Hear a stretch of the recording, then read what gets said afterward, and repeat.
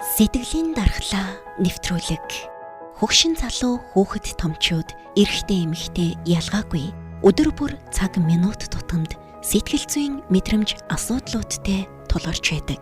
Гагцхүү түүнийгээ мэдрэх, илэрхийлэх, цэгцлэх арга ухаан чадвар чухал юм. Сэтгэлээ удирдах дадал чадвартай болоход сэтгэлийн дархлаа нэвтрүүлэг танд туслана.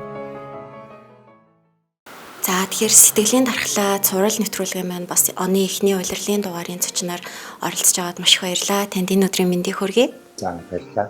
Таны хамтлагаас энэ өдрийн мэндийг хүргэе. Тэгэхээр нөгөө амьсгал засалж амьсгалын багш гэхэр нэг тийм шин нэр том юм шиг сонсогдож байна л да. Тусдаа юм тий. Салбар болоод ингээ хөгжиж байгаа юм шиг санагдаж байна. Хизэнээс та ер нь яг энэ талаар одоо тий судалж таньж мэдэж эхэлсэн бэ? Хизэнээс яг одоо тий багш болон бэлтгэгдэж одоо ингээд тий заах арга зүйн сураад ингээд явж байна вэ. За би яг аль бие усны заах хэрхээ аваад бол одоо жил 6 сарын хугацаа өнгөрч байна. Тэрнээс өмнө би ер нь ямар нэг юм болохгүй байгааг яг мэдээд идэг байсан. Жишээлбэл сэтгүүлчээр ажиллаж телевизэд ажиллаж байхдаа яг ингээд камерын өмнө одоо мэдээний бэлтгэл хийгээд ярилцлагын бэлтгэл хийгээд явахад зүгээр. Тэгээд яг одоо шууд нэвтрүүлэг хийх үед, яг шууд ярилцлага хийх үед сандрал маш их гарч ирдэг. Яг тэр хуучны бэлтгэл дээр байсан би шууд эфир дээр гарч байгаа би хоёр шал өөрөө би маш их хэмжээгээр сандардаг байсан. Энэ сандралыг удирдах боломжтой би мэддэгээс. Яг энэтэй адилхан би одоо сагсан мөнгөөр хичээллээд бас бодож байна. Тэгээд ер нь бол зааланд бэлтгэл дээр яг өөрөөрөө тайван тоглож болдог тэр тоглолтуудыг мөн л тэмцээн дээр гаргаж болдгоо. Мөн л ингэ тэмцээн дээр шал өөр хүн болчдөг. Бас ингэ сандрал ярьдаг. Тэгэхээр энийг зүгээр болгох, энийг эдгэх ямар нэгэн арга техник байдгаа гэдгийг бол мэддэг байсан. Тэр нь юу юм бол гэж маш боддог байсан сандаг. Тэр нь бол яг инсомниа гэж хэлдэг. Архаг нойр гүйдэлтэй хүн байсан. Тэгээд асыг нойр хүрхгүй байгаад байгаа мэй гэсэн нэгэнтэй холбоотой даа гэдгийг ер нь бол мэддэг байсан. Тэгээд энэ бүгдийнхээ асуултын хариултыг олсон. Энэ нь бол амьсгал байсан. Тэгээд яг над дээр гарч ирж өөрчлөгдөж байгаа өөрчлөлтүүд бус хүмүүстэр ч гэсэн адилхан үйлчилж эхэлсэн. Тэгээд энийг яг улам гүнзгийрүүлж заах хэрэгтэй юм байна. Хүмүүс яг зөвхөн энэ жижигхэн асуудал мэдэх боловч яг одоо хүмүүсийн нэг л төдийлөн тоодгүй энэ зүйл маань маш өндөр үүрэг гүйцэтгэдэг юм байна гэдгийг одоо судалж мэдсээр л явж байгаа гэсэн. Тэгэхээр ер нь энэ судалгатон нь одоо ямар байдгийм бэ те одоо сэтгэл судлал гээл шинжлэх ухаан тусдаа байна хөгжиж гин уламжлалт хангаах ухаан ч юм уу йог бясалгал бас бүгд л тусдаа байгаад байна те амьсгал гэхээр ер нь одоо хаана юунд хамаатуулж үздэг юм бэ? Амьсгалыг аль нэг одоо биеийн аль нэг хэсэгтэй холбож тайлбарлах боломж. Энэ бол тусгаар мэдрэлийн тогтолцоо гэж хэлдэг. Одоо маш өргөн уудам бүтэн биеийг хамарсан маш өргөн цар хүрээний шинжлэх ухаан. Бид нар жишээлбэл зүгээр харшлыг хүртэл амьсгалтай холбож байна. Бид нар одоо юу гэдэг сахарыг бид нар сэтгэл готрлыг бид нар ер нь бие физиологтой холбоотой сэтгэл санаатай холбоотой бүхэл зүйлийг бүгдийг амьсгалтай холбож ойлгож байна. Тэгэхээр маш олон амьсгалын арга техник төрлүүд байгаа. Бясалгах арга барил, за йогийн арга барил, одоо пранаяма арга барил, хийн дасгалын арга барил гэдэг маш олон арга техникүүд байгаа. Би энэ бүх арга техникүүд маш өндөр үр дүнтэй гэж санал болгоно. Бүгдээрээ сайн. Харин бид нэр яг амьсгалаа зөв авч зөв гаргаж байгаа үед бүх зүйл өөр нөлөөгөө үзүүл. Бид нар амьсгалыг зөв хэмнэлтэйгээр авахгүй, зөв хэмнэлтэйгээр гаргахгүй, өөрөөр хэлбэл миний энэ авсан амьсгал, энэ дараагийн амьсгал хоорондоо уялдаа холбоогүй буюу хэмнэлгүй болох үед бид нар угаасаа төвлөрөх боломжгүй. Тэгэхээр одоо нэвтрүүлэг үзэж байгаа нийт хүмүүс маань ямар байдлаар одоо сэтгэл санаагаа тайвшруулах вэ? Ямар байдлаар сандралыг арилгах вэ? Ямар байдлаар шууд тайван төлөвт орох вэ гэдэг асуултыг хайж байгаа. Тэгэхээр энэ маш олон шалгарсан аргууд байна л да. Бид нэр одоо бясалгах үед бид нэр төвлөрөх үед олон бодлууд маань цөөрөөд тэр цөөрөлтөөс бид нар ингээд тайвширлыг аваад байгаа гэсэн нэг шинжлэх ухаан үйлчлээд байгаа гэдэг юм. Магадгүй бид нар йогийн дасгал хийж байхдаа тэр сунгалтыг хийгээд нурууны булчинг сунгаж гин үү, буян булчинг сунгаж гин үү. Тэр сунж байгаа хэсэг дээр тарих маань хэсэг хугацаанд төвлөрж байгаа.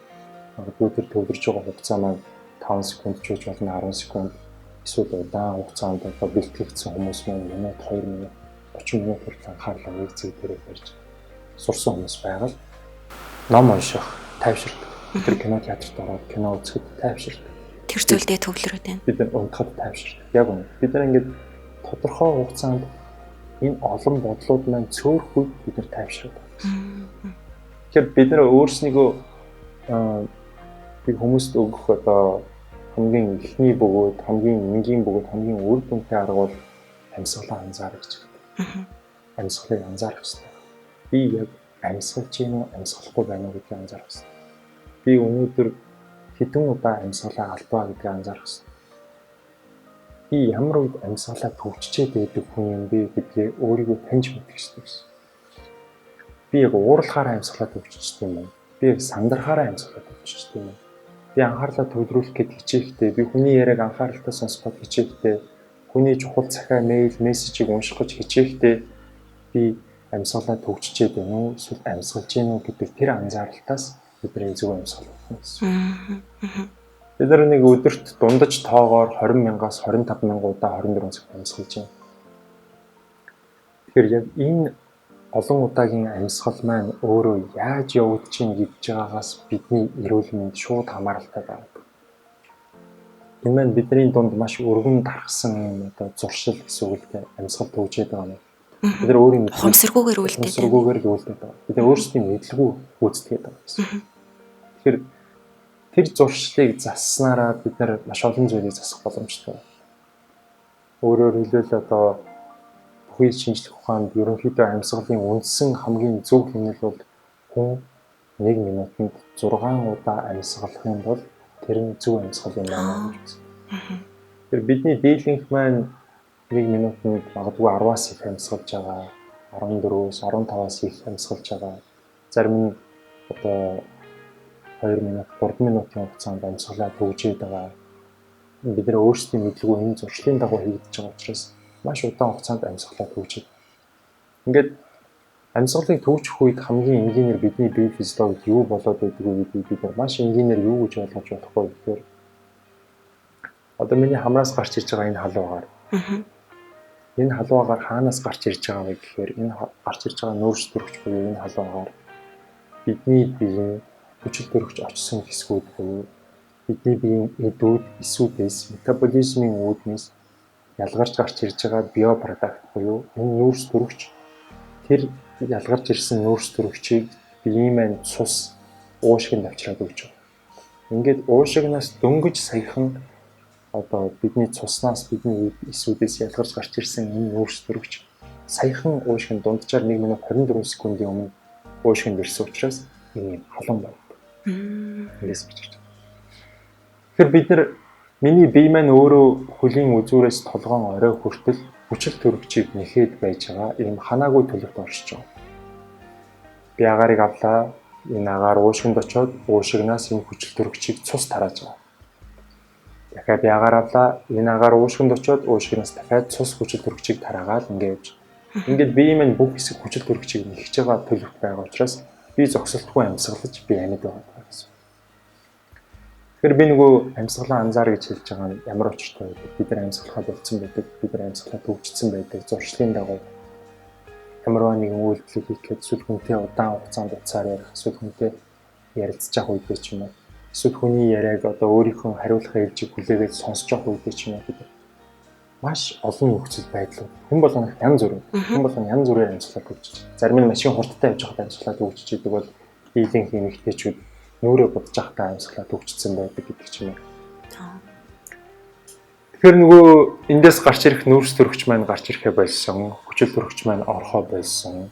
Өөрөөр хэлбэл бидний цусны хөдөлгөөн зогсонго байдалд орж удааширж ирсэн байдаг гэсэн. Цусны эргэлт удаашрахаар чинь бодисын солилцоо бас бодисын солилцоо удаашран зогсно. Энэ үед бидний бодисын солилцоог одоо ажилуулахын тулд энийг сайн байлгахын тулд зүрх дангаараа маш өндөр ачааллыг авч хүчтэйгээр ажиллаж байна. Ингээд бид нэр ямар нэгэн одоо сандралтай, ямар нэгэн яруу, ямар нэгэн одоо олон зүйлийг зэрэг амжуулах гэж хичээсэн тийм нөхцөл байдлын дараа маш хэмжээгээр зүрхний цохилт маань нэгдсэн байдгийг бид мэддэг. Тэгэхээр бид нэр амьсгалаа алдахгүй байх нь маш чухал. Эсвэргээрээ бид нар ингэж яг сандралтай үед жишээлбэл та магадгүй тайзан дээр гараад олон хүмүүсийн өмнө үг хэлэх гэж байгаа гэж бодъё. Та магадгүй тарих шууд эрсдлүүдийг тооцоолж хэлэх юм. Би ямар харагдах вэ? Би тайзан дээр гараад бүтлгүүтгөө би нэг буруу хийх болов. Ингээд маш олон эрсдлүүдийг, магадлалуудыг тооцоолж эхлэх үед угаасаа цаанаасаа сандрал ирж байгаа. Яг энэ үед угаасаа хэмнэлтэйгээр амьсгалж эхлэхэд хэцүү. Тэгэхээр бид нар амьсгалын дасгал гэдэг маань тэрэнд бэлдээд байгаа юм. Бид нар шөнө унтж хахад амьсгал маань бөглөрөөд бид нар амьсгалын дасгал гэдэг маань тэрэнд бэлдээд байдаг гэсэн. Өөрөөр хэлбэл төрүүлж яваа шинжлэх ухаан, төрүүлж яваа спортын одууд одоо амьсгалтай холбоотой байгаа хүмүүс юу хэлээд байна вэ гэхээр одоо энэ амьсгалах гэдэг урлагийн маструуд болцгоо. Мэргэжилтэнгүүд болцгоо гэж хэлээд. Тэгэхээр бид нэр хэдий хэр амьсгалаа бэлдсэн байна, хэдий хэр бидний амьсгал маань бэлтгэгдсэн байна гэдгээс хамаарат бид нар стрессийг давах, уурыг давах, сандралыг давах бидний ур чадвар маань нэмэгдээд байгаа гэсэн. Нэгсэндээ зөв зуршил, амьсгалах зөв зуршилыг бий болгочвол одоо шүн зөв амьсгалж чанартай нойр авч чадах нь шүү дээ, тий? Яг. Тэгээд сайн чанартай нойр бол одоо бүхэл амьдралын чанарыг сайжруулна. Гэсэн утгатай байна шүү дээ. Цаад. Өнөөдөр яг нойр гэж хэлж байгаа нь яг одоо өнөөдөр энэ дэлхий дээр ямар ч хүчтэй сэргээж, ямар ч хүчтэй витамин, ямар ч энэ дэлхий дээр одоо хамгийн үнэтэй байгаа тэр эрүүл мэндийн нэмэлт бүтээгдэхүүн хэдэн мянган долларын авах аль нь ч нойрыг дийлэхгүй. Бүтэн 8 цаг унтаад ирсэн, босоод ирсэн хүний нөхөн сэргсэн байдал, тэр хүний одоо шинэ мэдээллийг хүлээн авах тархины үйл ажиллагаа, тэр хүний стрессийн, дааврын ялгарал, тэр хүний одоо цусан дах хүчлийн хэмжээ яг зөв унтаад ирсэн биеийг юу ч орлждаг. Энэ нь угаасаа тархины шинжлэх ухааны талаасаа, зүрхний шинжлэх ухааны талаасаа, нойрны шинжлэх ухааны талаасаа, бодисын солилцооны шинжлэх ухааны талаасаа бүгд батлаад байна. Нойрыг л дийлдэг юм байна. Нойр бол одоо хаан бүх юм. бүх юм яа. Та түрүүн хэллээ шүү дээ. Хамгийн ихэнд анзаарах гээд зөв амьсгал гээд байгааг өдөрт яг тий хэдий одоо 20,000 гаруй амьсгалдаг гэж шүү дээ хүн. Хідэн одоо магадгүй зөв амьсгалаад тий санах тоолондоо хийгээд байвал зуршил болох юм уу? Хэр одоо тий зөв амьсгалж ийж үр дүн гарч эхлэх вэ? Хэр олон хийх вэ гэхээс илүүтэйгээр хэр удаан анхаарлаа амьсгал дээрээ барих гэж хичээх вэ гэдэг нь илүү чухал гэсэн. Бид нэр 30 минут дасгал хийж болно, 20 минут дасгал хийж болно, 8 минут дасгал хийж болно өдөрт. Гэтэ тэрийг зүгээр л амьсгалаад байх биш. Бид нэр анхаарлаа хамрынхаа үзүүр дээр, хамрынхаа дотор талын арьсан дээр бид нэр анхаарлаа энэ агаарыг хамгийн гүн авч болох одоо ахар сүүлний доод үзүүрөө тийм үү, хэвлийн доод хэсэг вэ тийм үү. Би агаарыг яаж хамгийн гүнзгий авах вэ? Би энэ агаарыг яг нэг хурдаар тогтмол гаргах уу? Яаж би орж ирж байгаа агаарыг алдалгүйгээр энэ хугацаанд гүнзгий авах уу гэдэг дээрээ буюу одоо бүх бодлоо энэ санаагаа зөвхөн цөөлөд зөвхөн амьсгал дээрээ энэ бодлыг барьж эхлэх үед мөн маш өндөр үр дүнгээ өгч эхэлнэ.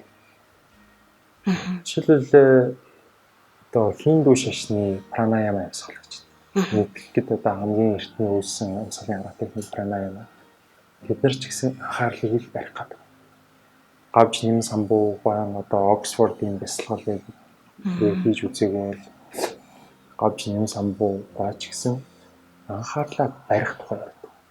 Энэ бодлыг бид нар ингээд барих гэж хичээснээрээ тарих маань өөрөө булчин учраас бидний бодлоо барих одоо нэгж хугацаа буюу attention span гэдэг зүйл уртсаж сунаад байдаг юм байна. Өөрөөр хэлбэл бидний нэгж хугацаанд нэг цэг дээр анхаарлаа барих хугацаа маань бидний одоо бэлтгэл сургуультаас хамаарат хийж идэм байна гэдэг. Тэгэхээр бид нар 8 минут дасгалыг хийж ийлээ гэж бодъё л да. За одоо үндсэн хэмнэл бол 4 секунд гарыг сороо 6 секунд гаргах гэсэн юм үндсэн юм л. Гарыг аваад гаргаж байгаа. Гарыг аваад гаргаж байгаа. Ингээд бид нар энийг 50 удаа 1 2 3 50 удаа амьсгалын дасгал хийлээ гэж үзэхэд та хэр удаан амьсгал дээр бодлоо барьж чадсан бэ гэдгээс бодит үр дүн, бодит хаашаа, бодит чанар гарч ирэх. Дээрээс нь энэ зөвхөн одоо бодлыг барьж тайвшрах гэдэг асуудал биш байна. Бидний толгойн оройноос хөлийн үзүүр хүртэл биднийг ийм аалзны тор шиг ийм хэрсэн, нэрсэн мэдрэлүүд бидний бие биедэг хүрээлээд байж. Бид нар тэр мэдрэлүүдийг хараахан бүгдийг ашиглаж чаддаг гэсэн. Бид нар зарим нь одоо ашиглаагүй удсан тэр мэдрэлүүдийг хэрэглээгүй удсан учраас мэдрэл одоо хэрэглэхээ болсон зүйлс маш олон. Та яг ингээд удаан хугацаанд нэг удаан биш. Одоо нэг тодорхой хугацаанд хөлийнхөө чигчийн урууны хажуудлын ядам уруу хөдлөх гээд оролдоод байж болох юм. Яг анхаарлаа тэнд аваачаад хөдлөх гээд оролдоод хэсэг оролцсон дараа тэр ядам уруу хөдөлж хэлдэг. Юу гэсэн үг вэ? Бодлогийн санаа тэнд очиход тэнд мэдрэлүүд сэрж ийна гэсэн үг байна. Тэгэхээр таны анхаарал хаана вэ? Таны анхаарал өрцөн дээрээ байна уу? Таны анхаарал хамар дээрээ байна уу? Гэдгээс хамаарат энд мэдрэлүүд сэрээд байгаа нь маш олон шинжлэх ухаанаар уусаа батлагдсан. Танаас асуумар байсан нэг зүйлийн дэсэн одоо ингээд амьсгалахтаа хамраараа амьсгал аваад хамраараа гаргах гэдэг байгаа. Энийг зөв амьсгал гэдэг байгаа тий. Амаараа амьсгал авах, хамраараа амьсгалах хоёрын ялгаа нь юу юм бэ? Одоо хүмүүсийн хэдэн хувь нь буруу амьсгалдаг юм байна. Энтлийн судалгаа байдгүй тий. Ингээ энгийн үед ч юм уу. Энэ бол угаасаа одоо тэнгэр газар гэдэг шиг ялгаатай зүйл мэдээж хэрэг. Бид нар бүр хамраараа аваад амаараа гаргасан ч хоолоо хатна. Одоо амьсгал. Гэт бид нар нэг maybe 15-20 амьсгалын дараа шууд хоолоо хатчих. Тэр бидний амьсгал маань хоолойг хатуулахгүй байх гэсэн. Хамраар авж байгаа маань энд одоо маш олон хүчтэй эргэлт хуйлралтуудын синусийн юм болж идэг гэсэн. Хамраар авж байгаагаар маань энэ хүндэдөө эргэлдэж хуйлрагдаж, шүүгдэж, зөөлрж, чийгшиж уушгиндэрч идэг гэсэн. Амар бол ингээд авч байгаагаар маань шууд л хоолоогоор дамжаад уушгид очиж. Одоо бидний биеийг эрүүл байлгадаг нитрик оксид, нүүрс төрөгч гэдэг одоо олон цуснд байх ёстой зүйлсүүд маань үйлдвэрлэгдэхгүй байгаа. Дээрээс нь удаан хугацаанд ингэж амаар амьсгалах юм бол хоолоо хатах үедээ хоолой амны хөндий жижигэрч эхэлнэ. Эндээс эрүүний хит хөгжил үүсдэг. Хит хоошоо эсвэл хит урагшаа. За ер нь одоо хит хоошоо буюу орсгой шүднүүдийн жишээг бол дэлхийн англичууд гэж авч үздэг. Аж үйлдвэржилт маш эртнээс хөгжсөн, тэдний зажлах хэрэгцээ одоо маш эртнээс багассан гэдэгтэй нүунийг холбож байвал бас тайлбарладаг. Эсвэргээрээ монголчууд болохоор илүүтэйгээр бас шанаан том, шаймих одоо хандлагууд их байдаг гэсэн. Бидний одоо удаан хугацааны буруу амьсгал маань гавлын ясны өөрчлөлтийг угаасаа бий болгож байна. Энэ нь одоо маш олон судалгаагаар батлагдчихад байгаа зүйл. Энэ маань удаан хугацааны яг энэ буруу амьсгал гэж байгаа маань энэ амны амьсгал гэж байгаа маань шүн унтчих үеийн амьсгал бөгдрөлийг үүсгэж байгаа. Бидний хургралтыг үүсгэж байгаа. Энэ шүн унтчих үеийн амьсгал бөгдрөл дээр бол судалгаа байгаа л да. Хамаар амьсгал дээр хүмүүсийн судалгаа байхгүй ч гэсэн нойрны чанар дээр нь хийсэн судалгаа байна. Эндээс аваад үзэх юм бол ер нь дэлхийн 7 тэрбум хүний 3 хүн тутмын 1.3 юм уу 1.2 нь амьсгал бөгдрөдөг юм байна гэдэг судалгаа байна. Маш эртнээс зажлахаа байсантай холбоотой бидний одоо маш одоо зөв хугацаанд хөхөөрөө хооллоотой холбоотой бид нар бүгд ах тараагаа ахуулж байгаатай холбоотой энэ бидний одоо зажлахаа байсантай холбоотой хилээ амандаа буруу байрлуулж одоо байнга байдагтай холбоотой буруу амьсгалтай холбоотой маш олон зүйлтэй холбоотой.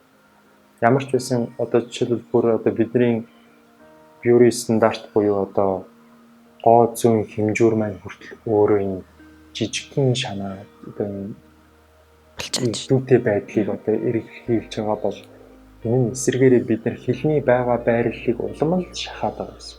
Хэл маань ам дотроо чөлөөтэй, тав тухтай, тал талаасаа одоо шүдний орон гаралгүйгээр юм чөлөөтэйгээр байж байгаа хэрэгтэй гэсэн үг байна. Энэ дэлхий дээр хэлийг огтлон одоо хэлийг агшаан, хэлийг жижигсгэн гэдэг имчилгээ байдаг. Дэлхий дээр ямар имчилгээнүүд хийгдэж байна гэхээр хэлний байгаа байрлалыг чөлөөлж өгөө. Ерөөсөө энийг хэлэх үү, эсвэл одоо ийм юм хазуулах уу, зуулах уу гэдэг маш олон төрлийн имчилгээнүүд байна л да. Энийг суулгах уу, тогоор цохиулах уу, ботокс тарих уу. Энэ эрүүний хэлний хоолойн энэ булчингуудын энэ чангарлаас бид нар хахалт үүсээд байна, бөглөрөл үүсээд байна, хурхиралт үүсээд байна. Маш олон зүйлс үүсээд байна. Энийгээ дагаад энээс нь болоод зүрх нь маш өндөр ачааллыг аваад зүрх нь муутаад байгаа мэдхгүй. Зөвхөн унтчих үеийнх нь амьсгал, өдрийнх нь үеийн амьсгалаас болоод зүрх нь муудаад байгааг мэдгүй зүрхний имчилгээ хийлгээд яваад байгаа хүмүүс зөндөө байна. Тэр нь үр дүнгөө мэдээж амьсгалаас засахгүй бол эн чинь бие маань өөрөө юу вэ гэхээр биднийг 24 цаг амьд байлгаж явах хэрэгтэй. Бүх аюулыг тооцоолж явах хэрэгтэй. Компьютер биднийг хамгаалаад байж байгаа тарих маань. Тэр энэ тарих маань өөрөө гээд ороод ирж байгаа агаарын мэдээлэл. Эсвэл амьсгалахгүй байгаа гаццсан агаарын мэдээлэл. Эсвэл хоолойг шахаад орж ирж байгаа агаарын мэдээллийг тарих маань юу гэж хүлээж авч байгаа вэ гэхээр амьсгалын зам бөглөх гээд байгаа юм. Биеийг хамгаалтын горимд шилжүүл ямар нэгэн байдлаар бидний амьд байлгах ёстой учраас инстинктээр биднийг ингээ хамгаалаад. Яг энэ үед биднэрт мэдрэгдэх хамгийн ихний шинж тэмдэг бол ер нь ургуулсан бодол гэж байна. Одоо ADHD анхаарал дутмагшил ерөөсөө маш олон зүйлээр амьсгалтай холбоотой. Тэгэхээр бие маань наа чинь одоо өөрийнх нь хэлэн юм чинь асуудалгүй наа чи хэлээ болдуулах чинь хэлэндээ хахаад өгчихгүй. Тэгэхээр сайхан амрыг тарих унтаж амрахгүй юм байна. Юу болоод байна? Хамгаалъя. Ингээд бид нар ерөөсөө өөрсдийнхөө бүрэн хүчин чадлаараа амьдарч чаддаг байна. Тэгэхээр нөгөө шүнжэнгөө амрах хэвээр тарих ажилсаар агаад нэг дутуу амарсан мэдрэмжтэй өглөөс ирдэг штеп. Нэг унтсан ерний унтаагүй юм шиг тий. Нэг бие сүлдцэн. Тэгэхээр бас нэг шалтгаан нь амьсгал хорхиролтыг бас дандаа эмгэг гэж нойрон дунд тохиолддог. Нойрны аль нэг төрлийн эмгэг гэж бас үздэг юм байлээ л тий. Хизээч одоо нөгөө эрүүл хүн бол хорхирдгоо. Ямар нэг асуудал байгаа учраас л одоо хорхирдгаа. Тэгэхээр энэ бол ингээд нэг тийм хэвийн зуршил бол биш гэж хэлдэг тий. Энийг тэгвэл амьсгал заслыг ингэж хийснээрээ засах боломжтой юу хорхиролтыг? Мэдээж амьсгалыг эхлээд хоёлаа ярилцлагын ихэнх үед их бодол оюун санаатай холбож тайлбарлаж ярьлаа шүү дээ тий. Тэгэхээр зөв амьсгал гэдэг маань өөрөө бодол оюун санаагаа анхаарал барихаас гадна булчингийн хөгжлүүд гэдэг. Өртсний булчингийн хөгжил, уушигны багтаа хамжийн одоо чадвар, хэлний булчингийн хөгжил гэх биднэрт юм одоо яг спортоор хичээллэж байгаа юм шиг хөгжүүлэх ёстой булчингууд байна. Энэ булчингуудыг бид хангалттай сайн хөгжүүлснээр хэлээ одоо хэлний булчин уг хэсгийг, үзүүр хэсгийг илүү сайн чангалснаар чанга хэлтэй болсноор өртсний булчингийн маань ажиллагаа сайжирч чангарснаар хоолойг суллах рефлекс, хоолойг суллах энэ зуршлыг бид нар өөртөө бий болгосноор эндээс ингээд арилж байгаа. Яагаад одоо монголчууд маань их буруу ойлголттой байдаг л да. Биеийн жинтэй холбоотой, удамшилтай холбоотой хорхиролтыг ингээд нэлээд өөрөөсөө холдуулах гэдэг эсвэл энгийн зүйл болгох гэдэг. Энэ бол ерөөсөө хэл хоолойн булчингийн сулралтай холбоотой асуудал. Жишээлбэл ууцсан хүн ч юм уу согтуу хүн биш хорхирдог шүү дээ. Энд чинь угаасаа энэ булчингийн сулралчж байгаа учраас суларсан булчин өөрөө тэг ингээд байгаа гэсэн. Тэгэхээр мэдээж юм байна боломжтой. За сэтгэл зүйн талаасаа тэгвэл одоо зөв амьсгалын дасгал хий гэд байдаг. Энийг одоо та амьсгал засалч хүний үед сэтгэл зүйд хүнд ямар одоо өөрчлөлтүүд гарч болох вэ? Тэ? Энгийн өдөр тутамдаа бид одоо хөвшүүлснээр ч юм уу. За тухайн хүн маань ямар байна гэдгээс их зүйл хамаарч. Жишээлбэл над шиг ийм архаг нойргуудалтай хүн байсан байлаа гэж бодъё л. Тэгэхээр нойргуудалтай хүн дээр бид нар жишээ аваад үзэх юм бол шүнжэнгөө нойр нь хүрээгүй ингээд одоо хэдхэн цаг унтаад босоод ирж байгаа хүн угаасаа нөгөө биеэс нь ялгарч байгаа кортизол гэдэг даавар ихсээд тэр нэг стрессийн даавар угаасаа их байгаа учраас угаасаа стресст амархан хүртсэн. Амарсан мэдрэмжтэй босоод ирж байгаа хүн за сайхан унтчлаа гэж босоод ирж байгаа хүн яа дахиад жоох унтчихын сан гэж босоод ирж байгаа хүн 24 цагийн турш шал өөр хоёр шийдвэр гаргадаг тэр хоёр хүн. Адаглал сайхан амарсан хүн төгжрөл зогсож явахдаа машин урдураа оруулах боломж тий эсвэл ядарсан байгаа хүн урдуур нь машин ороход сигналд хандлах ч юм уу тий ингээд зүгээр энгийнээр яриад үзэхэд ингээд сэтгэл зүйтэйгээ ингээд холбогдоод орж байгаа. Бид нэр угаасаа сэтгэл зүй гэхээр одоо мэдээж сэтгэл төгшөд санаа зовнил уур бухимдалтай холбоё. Тэр үед бидний амьсгалын хэмнэл алдагдчихад байгаа. Амьсгалын хэмнэл алдагдах үед тархинд ирж байгаа мэдээлэл одоо амьсгалын замд бөгдрөл үүсгэх гэдэг, эсвэл хүчил төрөгчийн дутагдалд орох гэдэг, эсвэл агааргүйдэлд орох гэдэг ямар нэгэн байдлаар бүх магадлал ихсээд байгаа учраас тарих улам хамгаалтын горимд шилжиж эхэлдэг. Энэ үед бидний одоо тархины эс буюу нейронууд замраагүй байдалд орж ирдэг. Ингэхээр бид нар эндээсээ яг зөв асуудлын шийдлийг олж харахад бүр улам болж эхлэв гэсэн. Эсвэргээрээ танд одоо яг хэцүү байгаад байж байна шүү дээ. Үнэхээр бодитоор та санаа зовж, бодитоор та хэн нэгэнд гомдсон, бодитоор хэн нэгний алдсан ингээд яг жинхэнэ хямралд та байж болно. Гэхдээ таны амьсгал гарч явах ёстой, орж явах ёстой гэдгийг л та битгий март. Та агаарыг удаан гаргах гэж хичээгээд үзье. Агаарыг удаан гарга, хамраараа. Агаарыг удаан гарга. Дахиад агаарыг хамраараа удаан гарга. Нөхцөл байдал муу байж бол бид нэр хэн нэгэнд цагтаа амжаад очно гэж хэлсэн, төвжрэлд гаццсан, хаашаачгүй зогсож иж болно шүү дээ. Үнэхээр өстой уур хурж дэлбэрмээр үе байж болно шүү дээ. Тэглээгээд та амьсгалаа төвжээд юунд ч хүрхгүй. Харин та агаарыг гаргаснараа тэндээс дараагийн зөв одоо шийдлийг, дараагийн зөв асуудлыг шийдэх гарцыг тэндээс олох боломжтой болж байна. Хүчил төрөгч хүний биед ихтэх үед буюу бид нар амьсгалыг гаргахгүй байгаад байх үед эсрэгээрээ судас нарийсч, зүрхний цохилт ихсэж нейронууд замраагүй байдалд орж ирдэг. Харин нөөц төрөгч бидний биед ихсэх үед зүрхний цохилт удаашрдаг, судас маань дэлдэг, цус маань чөлөөтэй урсаж эхэлдэг. Ингээд эндээс бидний одоо тайван асуудлын гарц шийдлүүд гарч ирдэг. Гэхдээ хамгийн одоо энгийн арга Андрю Хиберман гэдэг Стэнфордын их сургуулийн тархины судлаач одоо цагийн хамгийн шилдэг нейросайентист гэж хэлж байгаа. Тэр хүний зөвлөгөө байдаг. Хамгийн сайн хурдан арга бол агаарыг дүүртэл аваад дахиад хүчилж жоохон гавж бүр дүүргээд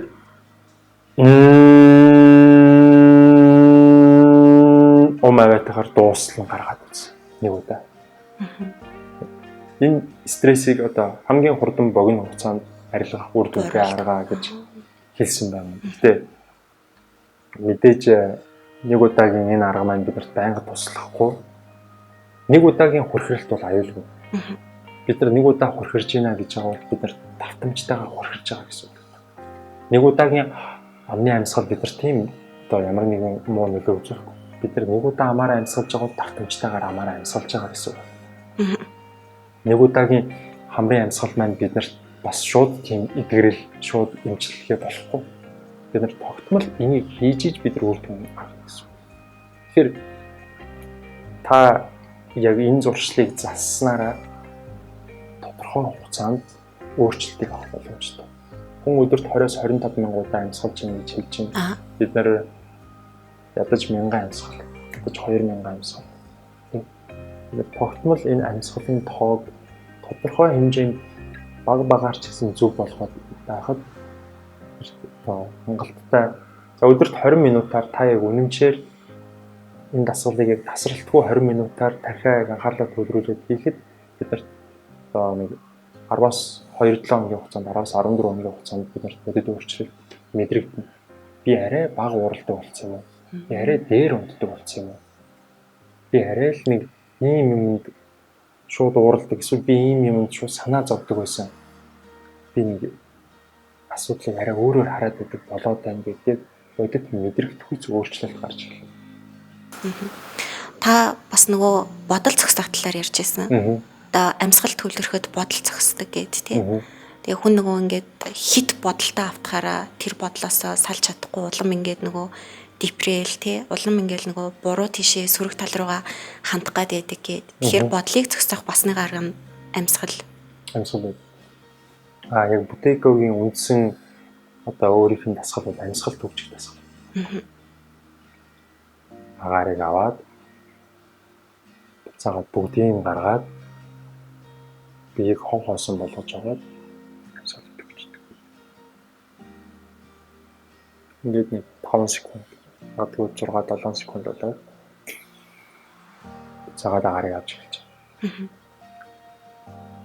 байгаа. Багаар энэ дасгалыг бид нар маш олон удаа хийлгдэг. Энэ дасгал одоо астмыг эмчлэхэд, энэ дасгал бронхитыг эмчлэхэд, энэ дасгал цусны даралтыг эмчлэхэд маш олон хүчит өргөчийн дутагдлыг, маш олон асуудлуудыг энэ дасгалаар шийддэг. Энэ маань ямар учиртай байгаад байна гэхээр нэгдүгээрт агаарыг гаргаад биеийг хов хоосон болгож байгаа төгжих үед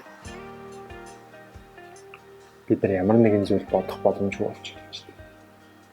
Харин та агаарыг гаргаад амьсгалаад өгчээд ямар нэгэн тэгшлэл юм уу, математикийн бодлого, эсвэл англи дээрх, эсвэл гадаад хэл дээрх үгийг орчуулах гэж хичээх юм уу? Харихаараа ямар нэгэн асуудлыг шийдэх гэж хичээх үед шууд агаарыг авна. Яагаад гэвэл нейронууд хүчил төрөгчийг нэгж байгаа учраас бид нар одоо амьсгалыг ингэж агааргүй төгжингээ юмыг бодох боломжгүй гэсэн үг байна. Тэгэхээр бид нар эсрэгээр юмыг бодож явах үедээ агаарыг сайн гаргаад агаарыг сайн авч явах хэрэгтэй. Амьсгалаа төгжээд бодоод ах юм бол улам хэцүү байдал хүргээд байгаа гэсэн үг байна. Яг энэтэй адилхан та зүгээр нэг ингэж хэдэн минут амьсгалаад араас нь сахартай зүйл хэрэглээд байна. Одоо шууд нэг кола уугаад. Тэгээ амьсгалахад өмнөшгөө биш болцсон байна. Айгүй хүнд болцсон байна. Таны амьсгал хурдссан байна. Сахар амьсгалыг хурдсгадаг. Санаа зовнил амьсгалыг хурдсгадаг. Тэгэхээр хүн өдөрт нэг дунджаар 90,000 бодол боддог юм. 60,000 давтагдсан буюу хэрэггүй бодлууд байдаг юм. Тэгэхээр та нэг 3 минут зөв амьсгална гэж өөртөө хэлээд цаг тавиад за агаарыг аваад гаргана. Цаас барьж агаад 3 минутын дотор танд хэдэн бодол орж ирж байна. Эхний бодол орж ирэхэд та 1 цаг, 2 цаг, 3 цаг ингээд өөрөөр хэлбэл 3 минутын дотор тархинд маань хэдэн өөр төрлийн бодол орж ирж байгааг нэг тэмдэглэж үзэх болно. Тэгээд ийм бодлууд ийм давтамжтайгаар миний тархинд бодогдоод байдаг юм байна.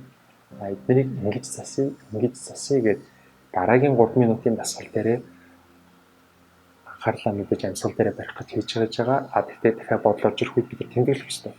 Ингээд тэндээсээ бид нар ингээд бодлоо цөөлөд ингээд одоо тархиа амраах ур чадварт суралцах ийм бас нэг энгийн atomic focus гэдэг хүүхдүүдэд зориулсан ийм арга барил байдаг л да. Тэнийг бас бид нар гэрийн нөхцөл хийгээд үзэх боломжтой. Одоо ингэдэг штеп. Бусад зүйлс дээр маадгүй одоо дэглэн барих ч юм уу тий. За одоо чи би энэ жингээ хасгаад дасгал хийж байгаа бол давхар хоолтой анхаараач гэдэг юм уу. Ингээд үргэлж нэг давхар ямар нэг зүйлийг бид нэр ингээд бүх зүйлээ өөрчлөх шаардлага бий болдог штеп. Ямар нэг зүйлээр хичээлэхээр ч юм уу тий. Амьсгалын дасгал, амьсгалыг одоо тий засаж эхлэхэд юу ч шаарддаггүй юм шиг санагдлаа л да. Хаанч хизээч хийж болох юм шиг. Тэр нэг одоо хамгийн энгийн тий хамгийн одоо баг ямар ч зардалгүйгээр хамгийн бодиттой хийж болох зүйл юм шиг тий. Яг зөв бодсон юм. Ягаад энэ тухай одоо хүндрэлтэй ч юм уу хичээлэл би багасаа ч юм уу би чи багасаа ягаад энэ тухай мэдээгүй юм бэ гэхээр энэ хүндрэлтэй нэг ер нь мэдчил байсан байдаг судалгааг нь аваад үзэх. Сүүлийн 100 жил хангалттай олон судалгааны материалууд хангалттай олон бодит жишээ, хангалттай олон бодит хүмүүс одоо ч амьдарч байна тийм. Яг бүр нэг шинжлэх ухааныг сүрж байгаа юм шиг амар үзүүлэлт олон генесийн амжилтуудыг хүн амьсгалаар хичээлсэн хүмүүс хийж юм. Тэгэхээр ер нь бол надаас маш их эмчнэрч сургалт авч байгаа. Ер нь сүүлийн маш их эмчнэрч сургалт орж байгаа.